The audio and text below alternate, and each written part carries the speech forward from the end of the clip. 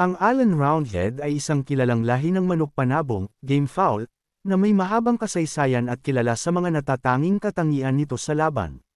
Bagamat ang mga detalye ng kasaysayan ng lahi ay nag-iiba-iba depende sa pinagmulan, narito ang mga pangunahing impormasyon tungkol sa kasaysayan ng lahi ng Allen Roundhead.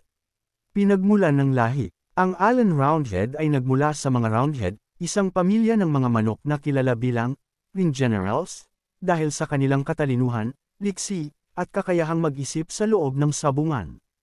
Ito ay sinasabing nagmula sa lahi na tinatawag na Saunders Roundhead na ipinaraise sa mga inahin ng Cole. Grist Grady, mga katangian ng Allen Roundhead. Ang mga Allen Roundhead ay itinuturing na mga matatalinong manok na may kakaibang estilo sa pakikipaglaban. Kabilang sa mga katangian nila ang agility, liksi, sila ay mabilis kumilos at mahusay sa pag-ilag o sidestepping.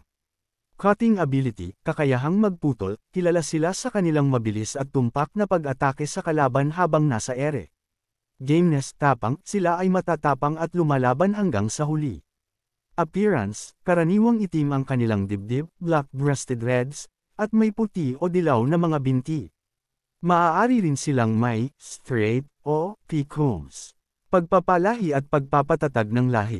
Ang lahi ay binuo sa pamamagitan ng maingat na pagpili at selective breeding.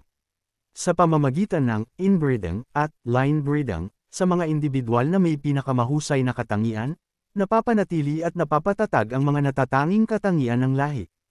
Tandaan, ang kasaysayan ng mga bloodline ng manok panabong ay kadalasang nakabatay sa mga kwento at karanasan ng mga breeder, kaya't mahalaga ang pagbili sa mga kilala at mapagkakatiwalaang pinagmulan upang masigurado ang tunay na lahi. Sa Pilipinas, maraming mga breeder at mananabong ang nag-aalaga ng Allen Roundhead dahil sa kanilang husay sa laban. Kabilang sa mga kilalang pangalan na may Allen Roundhead ay sina Manny De Lieva, MD Uri Integrated Farm, at Mayor Nene Aguilar.